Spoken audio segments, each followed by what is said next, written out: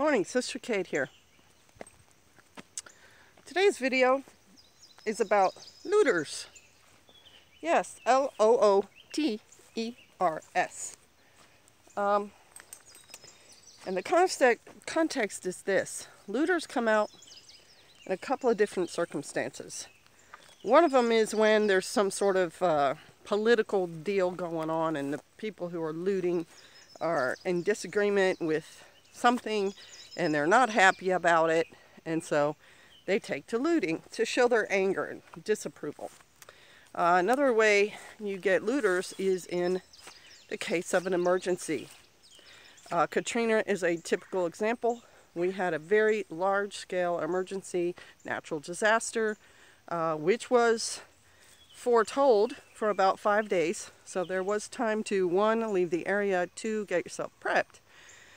But lots of people took the wait-and-see attitude, which you can sort of understand that because the weathermen are not perfect. They don't always tell you what's coming, and when they say something's coming, it doesn't always come. However, in this case, it was a big deal. And as we know, there was a lot of damage to the city, flooding, etc. And right on the tail of that, in the couple of days afterwards, before large-scale help could show up, there was looting. People are taking things because, one, they may be someone who has nothing now, whose house may have been flooded or torn up, and now they have nothing. And so they see something of value with no one there to protect it, and they take it.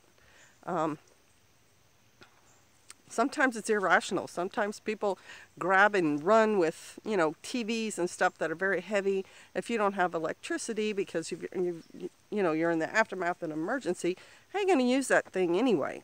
You know what I mean? Where are you going to plug that in? There's no electricity available. But there were also people who were prepared in the looting to keep looters away from their belongings. However that was. Signs, dogs, firearms, just masses of people, gates, things like that. Which one of those are you guys going to be? Because I know I do the same thing. We tell ourselves, that's going to be me. 1, the emergency's not coming to my area. 2, if it comes to my area, it's not going to affect me. My place is going to be fine. 3, I don't really want to think about it. I'm comfortable where I am. Why would I want to move or do anything else? However, name a disaster that's happened recently. Floods, earthquakes, fires, huge fires. These things do happen. So the more rational line of thinking is, okay, if it comes to my area, what is my plan? If I'm going to leave because I have to, because I've been told to evacuate, how am I? And so what are you going to take with you? Well, and that segues in with, are you going to be a looter? Once your place is trash, are you going to then just go start taking things from other people because you didn't get yourself prepared? Are you going to put yourself in that physical danger of somebody maybe defending themselves against you? And being a looter, you don't have a very secure place. How are you going to get your food? If a place is trashed, if a fire's come through, there won't be any food for you to get. Do you want to be that person, that refugee looter person? I don't think you do. So you know what you need to do. You need to, 1, keep your head up. Be aware of what's going on around you. Be aware if there's a natural disaster possibly going to be in your area. And then get prepared and leave the area if you need to, or take whatever precautions you need to take. If it's going to be a flood, you have to get to high ground. If it's going to be a fire, you're probably going to have to leave. If it's an earthquake, you want to be outside. Just the things that are going to be required by what this disaster may be bringing. And then your follow-on. What sort of things you're going to have? Where are they going to be? My husband talks about caching. I might talk about stashing.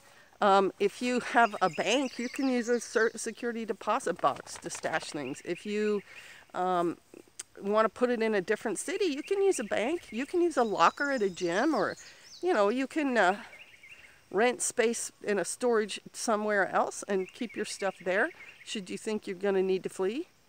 there's lots of ways to handle it. My husband and other people have done the videos on those sort of things, having a trailer fully packed and parked somewhere else that you just take your vehicle to and hook it up to. Just lots of options. But don't be a looter. Don't end up being that person who's got to steal from someone else in order to take care of yourself. Be ready for these things. All right, bless you. Shalom. If you like the video, please share it with your friends. In the little box somewhere around here will be a link to my channel. That's what you can share. I would appreciate that. Also, somewhere in a little box up here will be a video related to the one you just watched, in case you want to see another one like it. And a recommendation for another channel that I think may be useful to you if you found my video useful to you. I appreciate my subscribers a whole lot, and I really, really like comments. So please comment if you have one. No comment is too big or small or silly. Bless you all. Shalom.